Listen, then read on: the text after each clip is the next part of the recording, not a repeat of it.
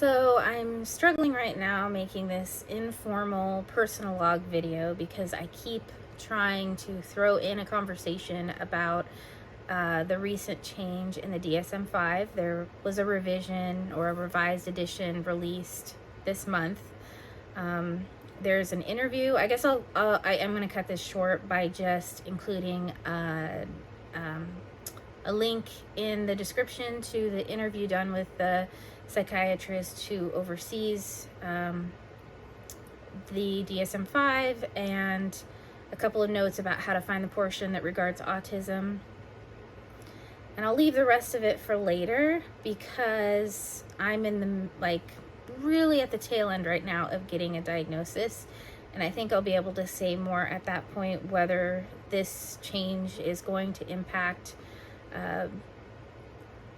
people who are PDA as far as being recognized. I'll just a tiny bit say that the fear with the change that they've made under the description of autism is it's kind of cracked down a little bit more on what qualifies under the social presentations. And again, with women and PDA, people with PDA can be better at masking, can be actually very good at it. So that's where the fear was kind of being stirred up in some of the forums I'm in and the Facebook groups and pages and stuff like that. But again, that's all I'll say about that for now, just so that I don't overcomplicate this. This week has been a hard week for me as far as feeling rested. My youngest has had some sleep troubles. He got out of sync with the normal sleep routine, and getting him back on has been very difficult. My mom has the kids, took the boys last night and also has them tonight, and that's so strange to me. I'm used to having the boys like all the time, and we homeschool, and so it's just like sort of weird, but we're getting used to it. I mean, not used to it. It's just like, oh, okay, I guess I can relax in a way that I'm usually not able to relax. And it's starting to sink in. The other thing that's been going on, besides that I wanted to share about, and I hope she doesn't mind,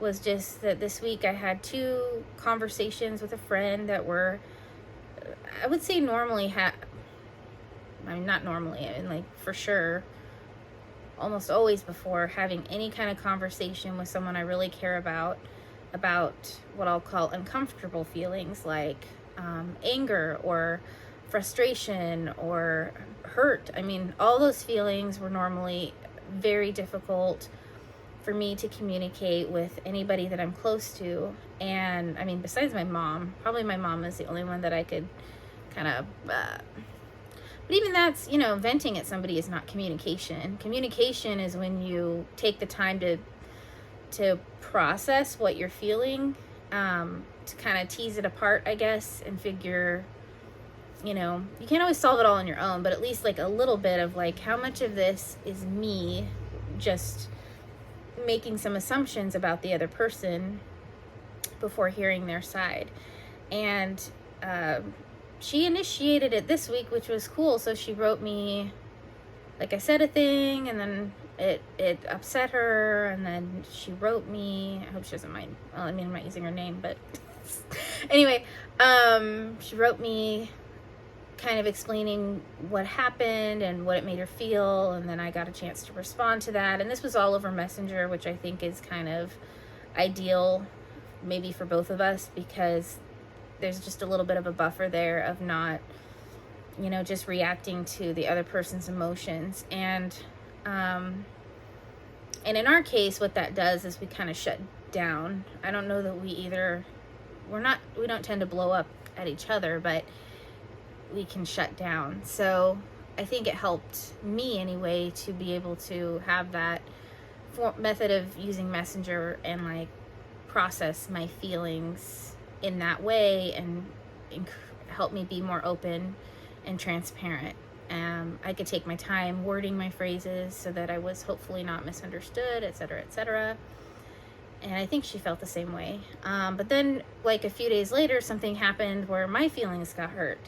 And I was like, oh, what am I going to do? And my inclination is to find a reason for that person's behavior that makes it not hurt. That's kind of what I try to do, I'm realizing. And if I can find a reason that makes sense, that fits, and sometimes it's right, like it'll fit the evidence, like this is why this person reacted the way they did, then to my brain, I think, well, that should put it to rest. That should make it be okay. And one of the big lessons one of the many things I've gone through this year is to realize that does not provide reconciliation. So having a reason for behavior is helpful in deciding, is there still value in this relationship? Is it still worth working on? But it doesn't cause the bonding that you need with that other person in order to reconnect. And I mean, probably to a lot of people that's kind of obvious, but I think that is something that people who go through trauma don't get a chance to realize if they've never experienced it, or if that process has been broken.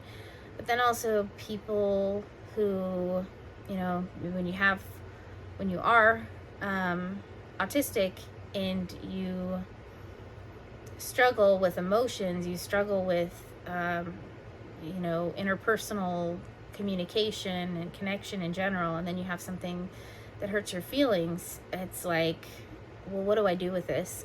Where do I put this? Do I joke it away? Do I make the other person just feel better so that I don't have to go through the discomfort of watching them uncomfortable? Because that can be extremely overwhelming, to see someone that you care about uncomfortable. It is very, very hard and creates some anxiety in yourself. So anyway, kind of a thought salad there. Sorry, it was just throw a lot at you. But that is, I guess going back to, I wrote her kind of similarly. I waited till the next day, and I had a chance to think about it, and then I wrote her a message trying to explain what happened, what it made me feel like, and I think it went pretty well. I also said too that if what I brought up stirred any feelings that needed to be, aired out on her side, that she could do the same, because I got that opportunity too. Then yeah, so it's, I don't know. Yeah, it's kind of a word salad there. Sorry if it's not. I always get bothered if things don't feel like streamlined and cohesive and, kind of packaged in a way that makes them easy to digest. But that's life, I guess. It's not always easy to digest. I think the last thing I'll say about all that, though, is just touching again on this concept that not merely understanding something is enough. Too, with my husband, we've had to be intentional about saying things to each other. And I think, maybe it's a little over the top right now, but I'm so much leaning in that direction of I'm worried about this thing, or I feel like I catch myself worrying, I catch myself feeling uncomfortable, and I'm like, why? Why let myself be uncomfortable and just drift in that discomfort if I can simply ask him, or anybody, if I can simply ask the person, hey, what's going on? Is this what you're really thinking? And not in a way where I'm attacking, but just saying, how I received it, and wording it that way so that they get a chance to clarify or talk it through. I mean, that's basically relationships. That is the core of being in a relationship with somebody. It's the basics. But a lot of us have trouble with the basics. So, and you're meeting one of them. I think that's where I'll cut this video off for now. Like I said, hopefully this next week's a little bit better. I just for the sake of me feeling good, I like to contribute. I like to learn things and share my thoughts and share my perspective. And this has all been very rewarding for me in that way, to make these videos. I feel like I get to contribute something. You know, my experience as a PDA individual is not universal. There's a lot of differences, but there are a lot of similarities. So I don't know. I just feel like I get a chance to take something that has been a struggle my whole life and now use it for a purpose that could help someone else. So on that note, wish me luck this next week. In either case, I will touch base with these personal logs no matter what. So have a good week.